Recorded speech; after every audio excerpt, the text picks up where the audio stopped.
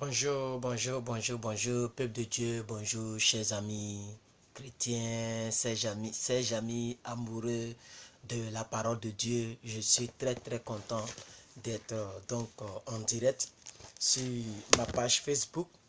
Alors, très rapidement, je vais dire à quelqu'un que pour toutes les personnes qui aimeraient suivre aussi les lectures de la Bible via YouTube, voilà, nous avons une chaîne spécifiquement que nous avions créée.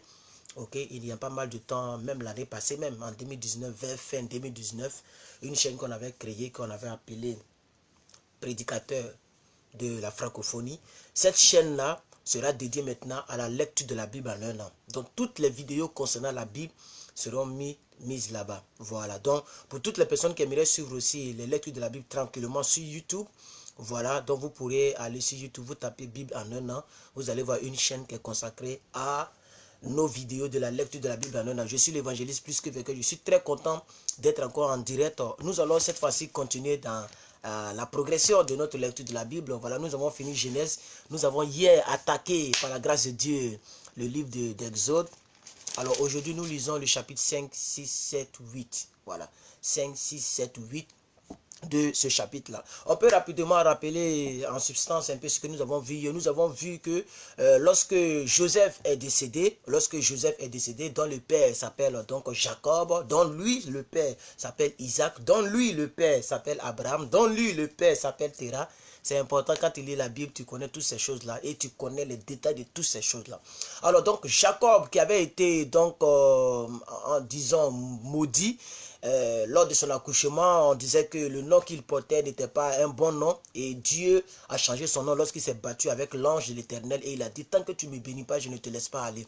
Ce Jacob aussi était un voleur comme on le disait, c'est lui qui a volé le droit d'aînesse, voilà, de son frère Ésaü, tous qui sont tous deux fils d'Isaac, voilà, mais on va laisser tout ça puisque c'était en Genèse. Mais à partir d'ici, ce Jacob-là a accouché 12 enfants et c'est ces 12 enfants qu'on appelle les 12 tribus d'Israël puisque lui-même son nom a été changé en Israël, ce Jacob-là. Donc ce magnifique Jacob, cet homme béni dont le nom a été changé, c'est pourquoi il est important de ne pas mettre dans ta tête le nom que ton père t'a donné. Il faut mettre le nom que toi-même tu veux, le nom qui provient de la parole de Dieu, le nom qui va t'impacter. Et moi je l'ai dit depuis longtemps je l'ai dit, je suis plus que vainqueur. Et je continue sur cette même lignée. C'est cet homme-là qui a accouché Joseph, et Joseph-là donc a eu une descendance pas possible, parce que lui-même il a été vendu comme esclave et il s'est retrouvé en Égypte. Voilà. Et par la foi des choses, Dieu était avec lui de la prison à la primature. Donc c'est ce Joseph, lorsqu'il est décédé, le roi qui est venu là, ok, c'est cette histoire-là qui commence maintenant dans Exode. C'est ce roi-là a commencé à maltraiter ce peuple-là, que Jacob, Jacob et toute cette descendance a passé par Joseph, toute cette descendance-là. Ok, ils sont devenus plus nombreux que eux, plus forts que eux, plus riches que même les Égyptiens eux-mêmes. Alors le roi a dit non, il faut qu'on les torture, il faut qu'on les fatigue, il faut qu'on fasse l'esclavage, il faut qu'on tue les premiers-nés. Tous les garçons qui vont naître doivent être mourir. C'est pourquoi lui-même Moïse, dont nous allons lire tout à l'heure, nous avons lu hier un peu, c'est Moïse que Dieu a choisi pour aller sauver ce peuple qui souffrait là. Lui-même là, il a été caché et il a été jeté en bordure de l'eau. Et la fille donc du pharaon a vu ce bébé et elle a aimé le bébé et elle a donc pris soin du bébé. Donc c'est cette histoire-là que nous lisons. C'est ce Moïse-là que Dieu donc va choisir pour dire va sauver mon peuple, parce que j'ai entendu ses cris, j'ai entendu ses lamentations et Moïse a essayé de raisonner avec lui, comme je l'ai dit dans l'exhortation, de ne pas trop raisonner avec Dieu, raisonner avec lui. Je ne sais pas parler. Dieu même a donné, il dit mais je vais faire des miracles avec toi. Ce n'est pas moi qui ai créé la bouche, tout et tout. Donc c'est la suite là que nous allons commencer. Il faut que je survole, sinon c'est pas du jeu si on veut aller vraiment en détail. Donc c'est la suite là que nous allons lire maintenant. Voilà, donc à partir du chapitre 5 du livre d'Exode, nous allons lire que Dieu va commencer à faire bras de fer avec Pharaon. Ok, il va commencer à faire bras de fer avec ce Pharaon qui martyrisait ce peuple-là, parce que tant que le peuple n'était pas libéré, Dieu n'était pas prêt pour laisser donc ce peuple-là aller. Alors, dans le chapitre 5 est composé de 23 versets, ce n'est pas long. Le chapitre 6, lui aussi, de 30 versets, ce n'est pas aussi long. Le chapitre 7, voilà, lui aussi de 29 versets. Et le chapitre 8 de 28 versets. Donc, on va lire tous ces versets-là et tous ces 4 chapitres de ce jour-là. J'espère que vous allez bien, j'espère que vous passez très bien. Donc votre premier mois de ce premier décennie, première décennie, c'est ça, non, décennie, oui, puisque on va durer dans cette affaire de 2020 là, 2020, 2021, 2022, 2023, 2024. Que Dieu fasse que dans cette décennie, quelque chose se passe. Que le mariage frappe à ta porte, le travail, le visa, les papiers, ta propre maison. Pourquoi pas, en 10 ans là, Dieu peut faire ce que tu aies ta propre maison. Que tu dormes dans ta propre maison, une maison qui est à ton nom. C'est possible, quel que soit le lieu où tu te trouves. Et je suis inclus là-dedans. Et Dieu va nous bénir dans cette décennie-là. Parce que nous faisons de lui notre désir, alors il nous donnera ce que notre cœur désire. Voilà, nous faisons de lui notre délice, il nous donnera ce que notre cœur désire. C'est ce que cette même Bible a dit. Pendant que les gens sont en train de faire d'autres choses, nous sommes en train de lire la parole de Dieu. C'est très très important. Alors je vais commencer maintenant à lire. Que Dieu nous bénisse. Voilà. Moïse et Aaron se rendirent ensuite auprès de Pharaon et lui dirent, 2 points, ainsi parle l'Éternel, le Dieu d'Israël. Laisse aller mon peuple pour qu'il célèbre au désert une fête en mon honneur. Verset 2. Pharaon répondit, qui est l'Éternel pour que j'obéisse à sa voix, en laissant aller Israël? Je ne crains point l'Éternel, et je ne laisserai point aller Israël. Verset 3. Ils dirent, donc on dit, ils dit, on parle de Moïse et Aaron. Le Dieu des Hébreux nous est apparu, permets-nous de faire 3 jours de marche dans le désert pour offrir des sacrifices à l'Éternel, afin qu'il ne nous frappe pas de la peste et de l'épée. Le roi d'Égypte leur dit, 2 points, Moïse et Aaron, pourquoi détournez-vous le peuple de son ouvrage? Allez à vos travaux. Pharaon dit, voici ce peuple est maintenant nombreux dans le pays, et vous lui ferez interrompre ses travaux. En ce même jour, Pharaon donna cet ordre aux inspecteurs du peuple et aux commissaires. Vous ne donnerez plus comme auparavant de la paille au peuple pour faire des briques, qu'ils aillent eux-mêmes ramasser de la paille. Puisqu'avant, ils étaient sur place et il y avait des gens qui envoyaient la paille. Il y avait les pailles qu'on faisait les briques avant. Avant, les briques n'étaient pas comme ce que nous voyons là. C'est des pailles qu'on étouffait. J'espère que vous voyez ça dans les films, non? Les anciens films là. C'est des pailles là qu'on étouffait, on piétinait, on étouffait, on attachait, ça devait briques et on construit avec. Voilà. Donc pour rendre encore leurs travaux très difficiles, ce peuple d'Israël, il a demandé n'envoyer plus la paille. Eux-mêmes vont aller chercher pour venir faire les briques.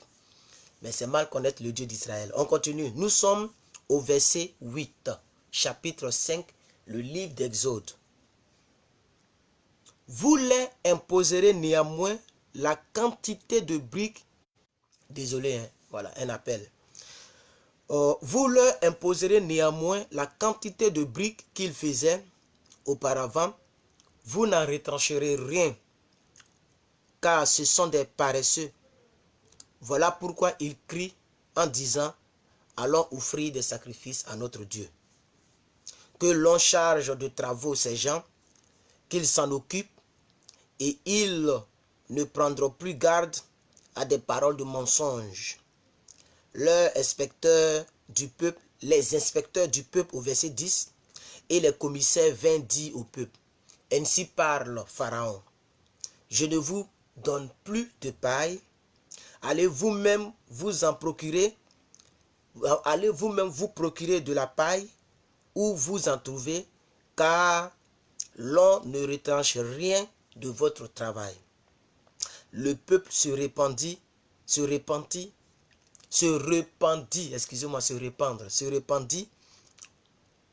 dans tout le pays d'Égypte pour ramasser du chaume au lieu de paille.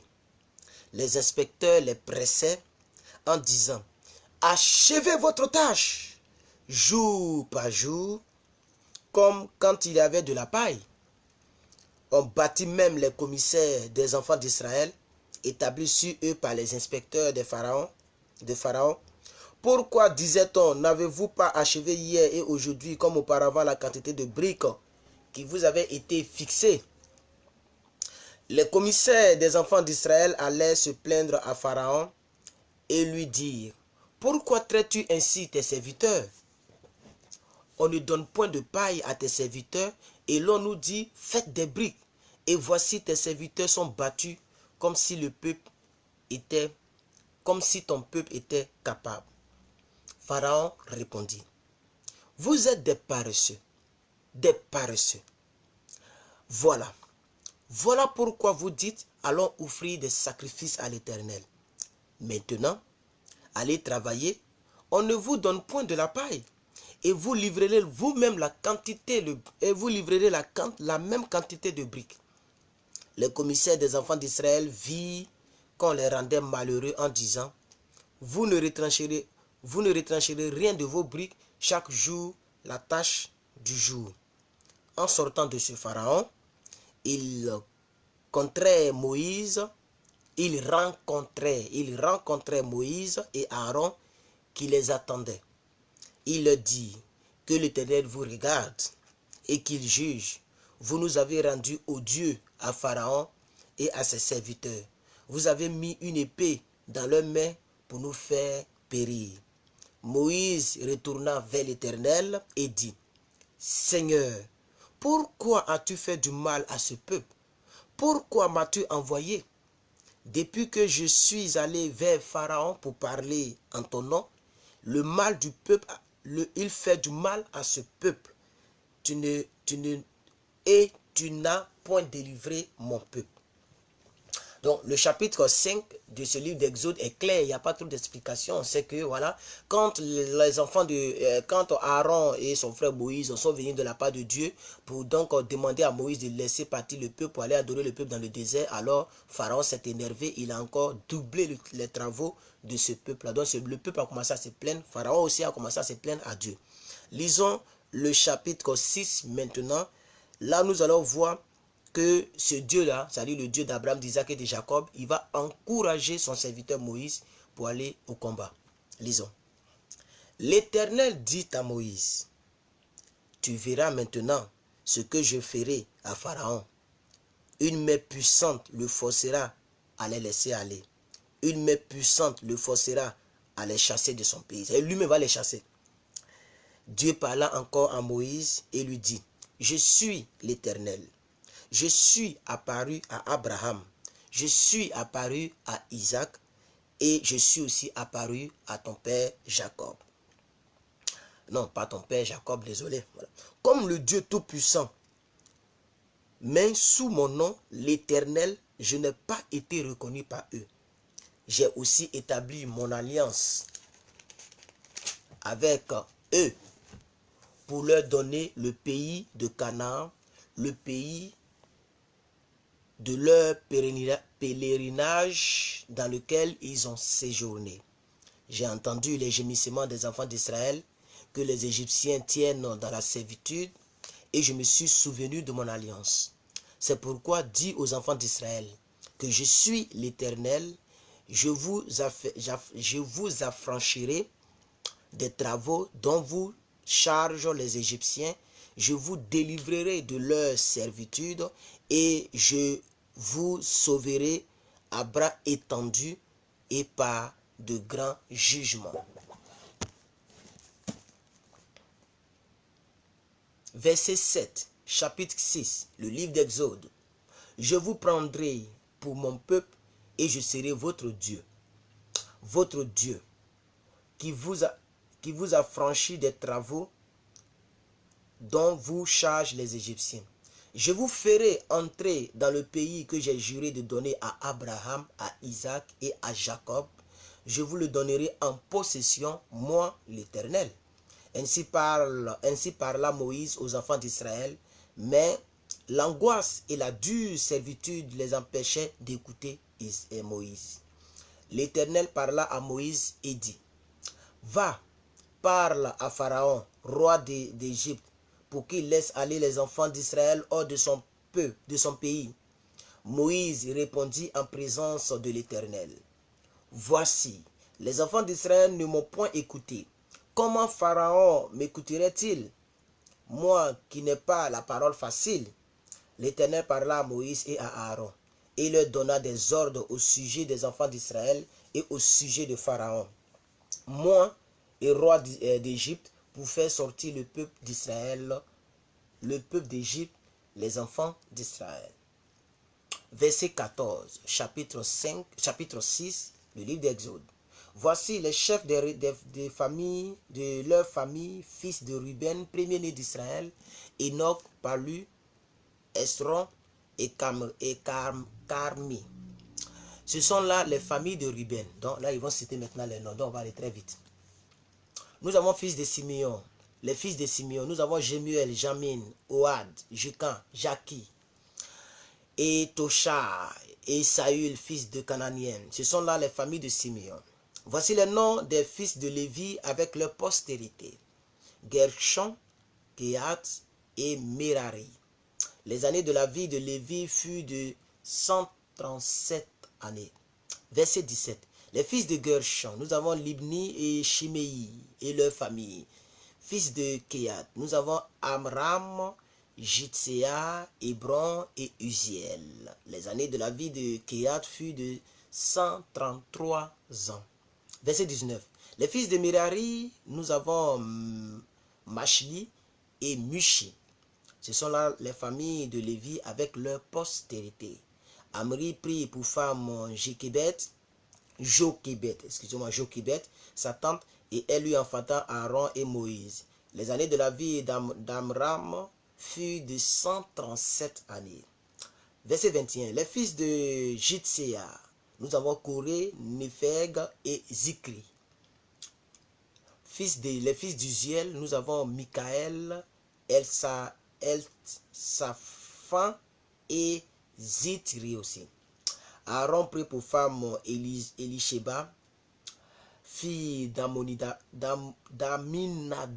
excusez-moi, voilà, c'est pas facile, fille d'Aminadad, sœur de Nachan, et elle lui enfanta Nabad, Abihu, Eliezer et Itamar. Verset 24. Nous avons ici les fils de Coré, nous avons Assi, Elkana et Abiazaph. Ce sont là les familles des Corites. Eliazar, fils d'Aaron, prit pour femme une des filles de Putiel, et elle lui enfanta donc Phiné. Retenez bien Phiné.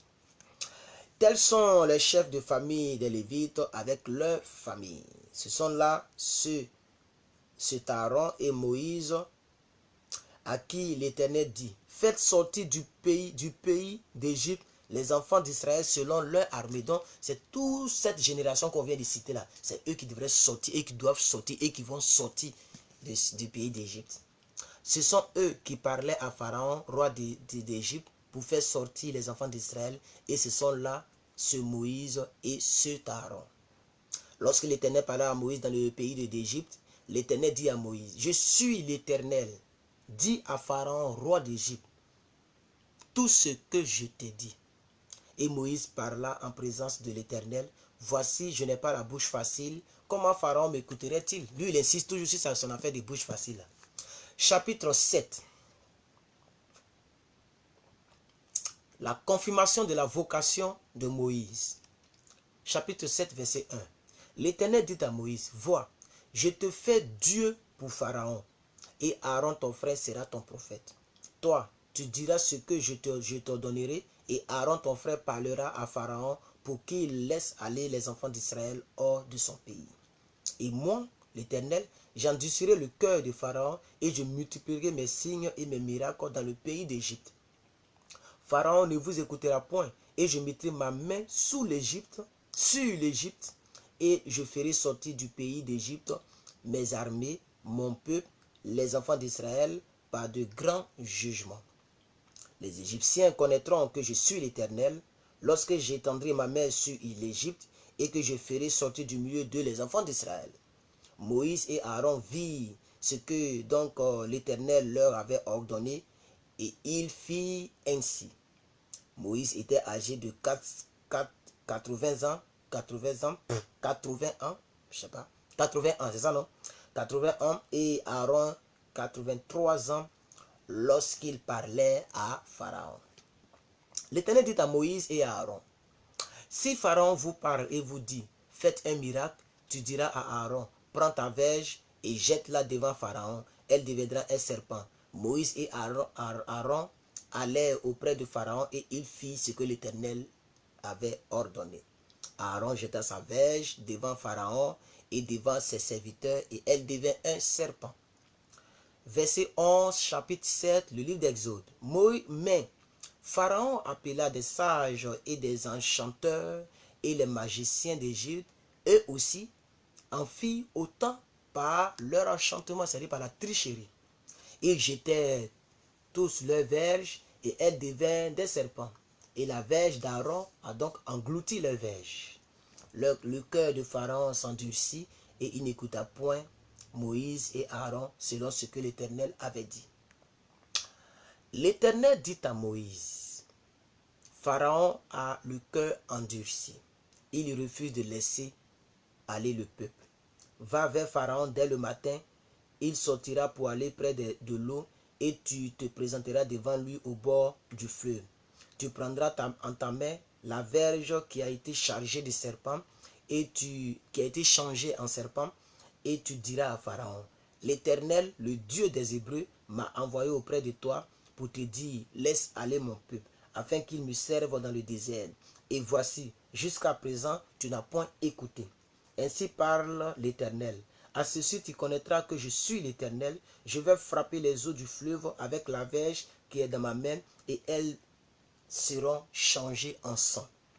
Les poissons qui sont dans le fleuve périront. Le fleuve se corrompra et les Égyptiens s'efforceront en vain de boire l'eau du fleuve.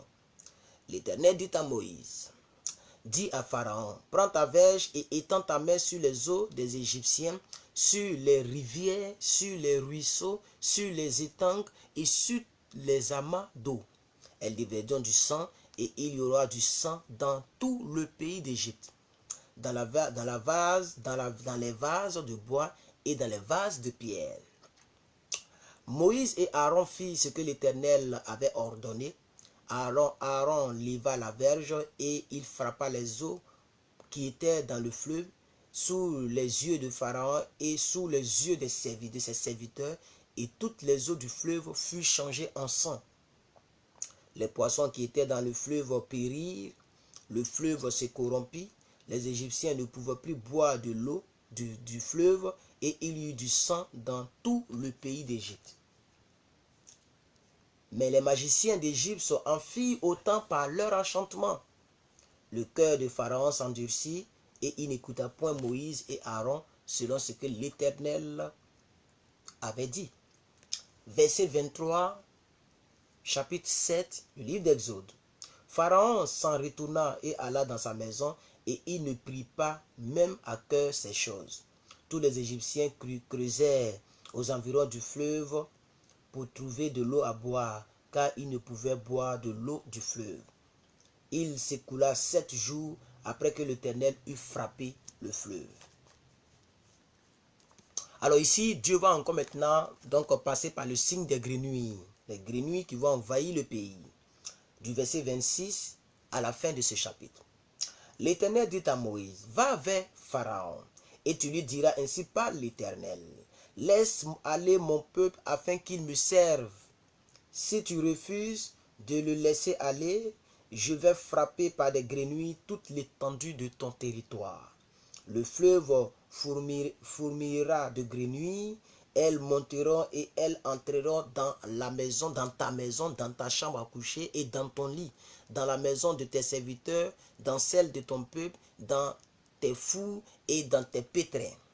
Les grenouilles monteront sur toi, sur ton peuple et sur tes serviteurs. Alors, peuple de Dieu, nous continuons toujours cette magnifique lecture de la Bible. Voilà. Nous sommes au dernier chapitre de cette lecture d'aujourd'hui. Voilà. Et quand je vais finir, je vais essayer de vous dire ce qu'il faut retenir dans ces 4 chapitres que nous venons de lire. Chapitre 8, verset 1. Toujours avec l'histoire des grenouilles. L'Éternel dit à Moïse, va dire à Pharaon, étends ta main avec ta verge sur les rivières, sur les ruisseaux, sur les étangs, et fais mourir les grenouilles sur le pays d'Égypte. Aaron étend sa main sur les eaux de l'Égypte, et les grenouilles montèrent et couvrirent le pays d'Égypte. Mais les magiciens en firent autant par leurs enchantements. Il y a beaucoup de messages ici. Ça revient toujours. Les magiciens ont fait autant par leur enchantement. J'ai vu un prophète qui est en train de jouer ballon pour délivrer les gens. Les gens sont en train de créer des miracles par leur enchantement. Les gens sont en train de toucher les âmes des personnes qui ne lisent pas la Bible par leur enchantement. Les gens fuient la parole de Dieu et s'accrochent aux hommes de Dieu par leur enchantement. Ils font toujours de même par leur enchantement. Les gens même ne croient même plus en Dieu. Ils croient aux hommes de Dieu plus qu'en Dieu lui-même par leur enchantement. Faisons attention. Faisons attention. Les magiciens et le diable aussi, il est fort. Il fait aussi les choses, mais c'est par enchantement. C'est pourquoi la verge de Moïse a avalé, ou bien le serpent de Moïse a avalé les autres serpents pour mettre la différence. Mais dans cette guerre, on va voir qui va gagner. Qui sera plus que vainqueur. On y va seulement. Nous sommes toujours dans la guerre avec les grenouilles. Aaron étendit sa main, je reprends le verset 2 du chapitre 8. Aaron étendit sa main sur les eaux de l'Égypte, et les grenouilles montèrent et couvrirent le pays d'Égypte. Mais les magiciens en firent autant par leur enchantement. Ils firent monter les grenouilles sur le pays d'Égypte. Alors Pharaon appela Moïse et Aaron et dit, priez l'Éternel. Il commence à comprendre maintenant que ce n'est pas du jeu. Priez l'Éternel afin qu'il éloigne les grenouilles de moi et de mon peuple. Et je laisserai aller le peuple pour qu'il offre des sacrifices à l'Éternel. Moïse dit à Pharaon, à toi l'honneur de me fixer le moment où je dois intercéder pour toi, pour tes serviteurs et pour ton peuple, afin que le Seigneur retire les grenouilles loin de toi et de tes maisons.